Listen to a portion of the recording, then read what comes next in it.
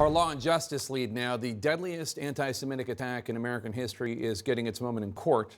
Today, opening statements began in the trial for the admitted gunman who shot and killed 11 people at the Tree of Life Synagogue in Pittsburgh in October 2018. Prosecutors are seeking the death penalty. CNN's Danny Freeman was in the courthouse today, where the scene was both emotional and intense. 4.5 years after the deadliest anti-Semitic attack in modern U.S. history, the Pittsburgh synagogue shooting trial finally began this morning. Loved ones of the victims arriving with police escorts and hugging each other in front of the court. Today is another chapter, and hopefully almost a final or closing chapter of what happened 4.5 years ago. Defendant Robert Bowers, accused of killing 11 Jewish worshippers and wounding several others in October 2018, sat in the courtroom wearing a collared shirt and an olive sweater, actively speaking with his attorneys. All while the government graphically laid out the deadly rampage he's accused of committing. Federal prosecutors said in the months leading up to the shooting, Bowers looked up Jewish organizations and posted anti-Semitic and anti-immigrant rhetoric online. Then, that Saturday morning, Bowers armed himself with several handguns, an AR-15, and a shotgun and drove to the synagogue. The prosecution said Bowers then methodically went through the synagogue and hunted Jewish worshippers, sometimes shooting victims at such close range they had singe marks from the rifle that killed them. 97-year-old Rose Mallinger was shot through the head while hiding behind a pew. Her daughter hid from Bowers under her body. It's a very horrific crime scene. It's one of the worst that I've seen. After a shootout with members of the Pittsburgh police SWAT team, Bowers surrendered. An officer asked him why he had done this. Prosecutor Sue Song told jurors he responded in part, "All Jews need to die. The Jews are killing our kids." In her opening statement, Bowers' defense attorney Judy Clark called her client's actions incomprehensible and inexcusable, saying there will be no doubt as to who shot 11 congregants and wounded 7 others. But Clark said the jury must determine if his, quote, irrational motive and his misguided intent applies to the federal charges Bowers faces. 22 of the 63 charges against Bowers are eligible for the death penalty. Steve Cohen is the co-president of New Light, one of the 3 congregations attacked at the synagogue that day. It's like today is a beautiful day. There's not a cloud in the sky. It's sunny, it's warm, but there's this huge cloud that sits over our head. It's an ugly, gray, rainy, sleet-filled cloud. And we want that cloud to go away. This is the beginning of that process.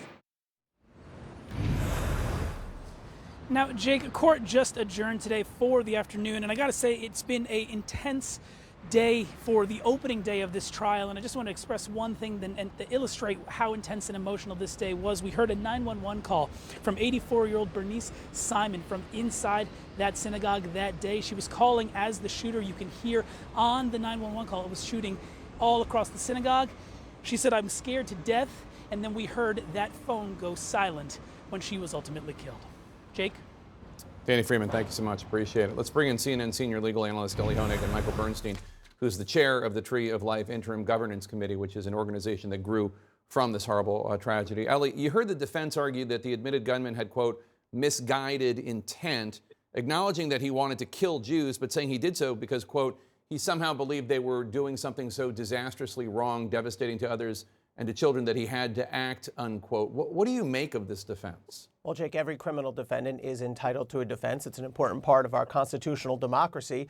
I think this particular defense is truly preposterous. It's not even an actual defense to argue that someone acted for misguided or irrational reasons. I mean, the vast majority of murders are done for irrational, misguided reasons. The vast majority of all crimes fall in that category. Imagine if it was a defense. We live in chaos, and it's important to understand what this is not. This is not an insanity or mental incapacity defense, because in the federal system, if you're going to raise that kind of defense, you have to serve formal notice to the judge and the prosecutor in advance. That's not been done here, so this is a different kind of defense, and I think it's very, very likely to fail. Michael, you live near the synagogue. You've talked about how you could hear the gunshots the morning of the shooting. How is the Jewish community of Pittsburgh, the Tree of Life Synagogue community, doing right now as this trial begins? Yeah, thanks, Jake. Well, I think the community is certainly on edge. We've been waiting a long time for this trial, and I know the families of the victims as well as the survivors. It's a very emotional time. At the same time, we're a strong community. We are truly blessed here in Pittsburgh to not only have a strong Jewish community, but I think the broader community as well. And so over the last 4.5 years, we've been held by our neighbors and by others. And so I think we're ready for this. And as Stephen Cohen said, just leading up to this, I think we're ready to get this behind us so we can move on. And Ellie, we need to remember the context because it's important here. This is October 2018. Many figures on the right wing of this country, politicians and right-wing media, were focused at that moment on a caravan of migrants coming to the U.S. with the fear-mongering allegation that this was all funded by George Soros and other wealthy Jews as part of this deranged white replacement theory, changing the demographics of America. It seems as though the defense is leading up to saying, look, this false theory was out there, my client acted on it, but he didn't make up this insane conspiracy theory. That is what it seems like the defense is, Jake. The defense lawyer actually made an interesting strategic decision. She essentially said to the jury, my client has had firearms for a long time. He's been an anti-Semite for a long time, but he didn't actually take action until he essentially started going online and was weaponized. Now, again, that's not technically a defense. The fact that somebody's radicalized by things they see is not a criminal defense. I think what the defense lawyer is trying to do here is set the stage for sentencing, where she will argue my client was weak-minded and he gave in to these things he saw online, and therefore you should sentence him to life in jail instead of death. Speaking of the death penalty, Michael, family members of 9 of the 11 victims, 9 of them have called for the gunman to receive the death penalty. But leaders from 2 of the Jewish congregations affected by the shooting, the Dor Hadash and New Light congregation, asked the federal government to not seek the death penalty. Is there a consensus view in the Jewish community? And as a Jew, let me say, I know it's troubling to ever ask for a consensus among our people, but is there a view that is prevailing? Well, I think as you indicate, I mean, people have different perspectives and views on it. And honestly, for me, I'm not one of the families that was directly affected, and so it's hard for me to say one way or the other.